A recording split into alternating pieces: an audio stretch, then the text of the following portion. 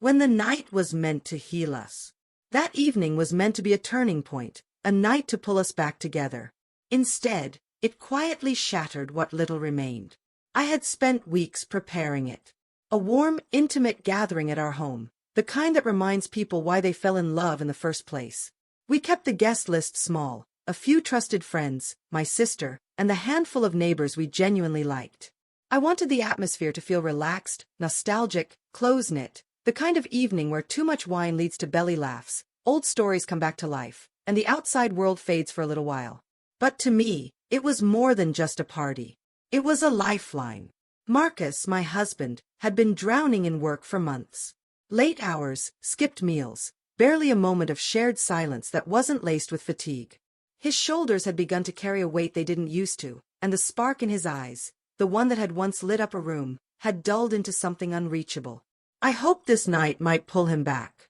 Remind him, remind us, that underneath the chaos of life, there was still something sacred between us. The house glowed in golden light. Candles flickered on every surface, their soft flames dancing with the music drifting from the speakers. I had made his favorite dessert from scratch. The rooms gradually filled with laughter, familiar voices, and warm embraces. My sister helped me arrange the final plate of appetizers as guests floated between the kitchen and living room. On the surface, everything looked perfect. Marcus stayed on the fringes, there, but not quite with us. He wore polite smiles like armor, clutched his glass as if it tethered him to the moment. I assumed he was just exhausted. He had always been the calm one, the quiet center to my whirlwind energy. So I didn't press him. I didn't ask. I should have. Later, a group of us gathered in the living room. Someone recalled an old memory, the time Marcus had tried to build a crib for his nephew and somehow managed to bolt the base to the wall instead. Everyone laughed, me included. I embellished it a bit for humor's sake, mimicking his flustered expression, repeating the grumbles he made, even mentioning how he finally called my dad for help. The room erupted in laughter. Someone else added a joke about how Marcus still talks to our cat like it's a toddler. Another chimed in about his habit of checking the oven multiple times, even when it's cold. I kept laughing with them. Why wouldn't I? It all felt harmless. Except it wasn't, not to him. He smiled, but not with his eyes.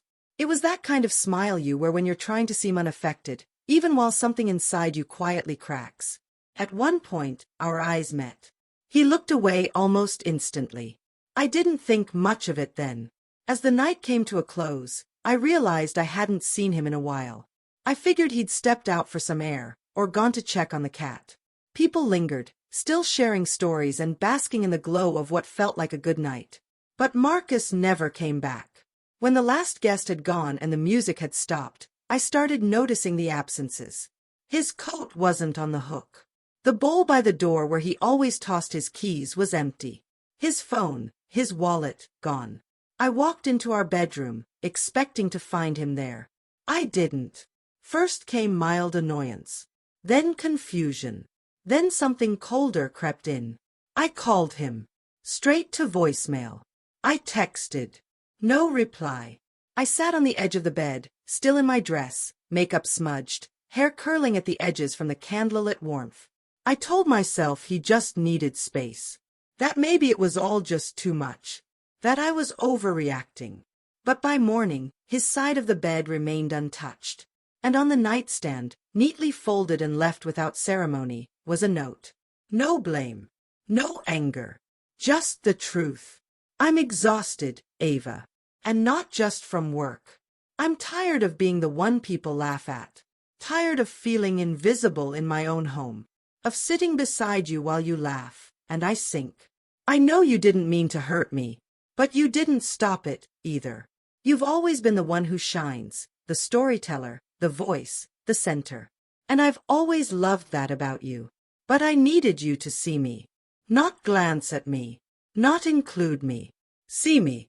Defend me when I couldn't defend myself. I don't belong here anymore. Not when being in this house feels like being the punchline. Not when I have to wonder whether I'm loved or just tolerated. I read it 3 times before I could breathe again.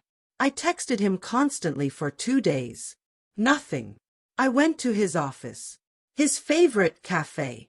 Even the park bench he always loved. It was like he had vanished. On the third evening, I pulled into the driveway and saw it, a moving van. Back doors open. Two strangers carrying boxes I didn't recognize. I walked inside and felt the hollowness instantly. His bookshelves, empty. His side of the closet, bare. The chipped coffee mug he insisted on using, gone. Even our honeymoon photo, the one that had lived on our dresser for years, had disappeared. The silence felt heavier than grief. Friends began to reach out slowly. One admitted Marcus had seemed especially quiet that night. Another shared that as she left, she overheard him whisper, almost to himself, "This isn't my place anymore." That line broke something in me. Because it wasn't just about that one night, it was about all the little things leading up to it. The careless remarks. The times I let others laugh at his expense. The moments I chose to be entertaining instead of present. I wrote him a letter. A real one. Handwritten. I filled it with apologies, with truth, with everything I wished I'd said before it was too late. I told him I finally understood. That my silence had made him feel smaller. That I hurt him not just by what I said, but by what I failed to stop. I didn't make excuses. I just confessed. I mailed it. Weeks passed. Then the envelope came. Thicker than I expected. Final divorce papers. No message. No rage. Just his signature, and all the answers I needed. I signed them sitting on the same couch where we once made plans, argued over movie endings, and imagined our future. The same couch where, for the last time, he had rested his head on my shoulder, before I let the world laugh while he quietly disappeared inside himself. I replay that night more often than I should. The stories, the jokes, the way his smile faded while I kept performing. Now, when I find myself in rooms filled with laughter, I don't look for the loudest voice anymore. I watch the edges. I look for the quiet one. Because I will never forget the man who once loved me completely, and left, not out of hatred, but because I made him feel alone in a place meant to hold him. And I'll always wonder what might have changed. If I had just reached for his hand, instead of reaching for the punchline.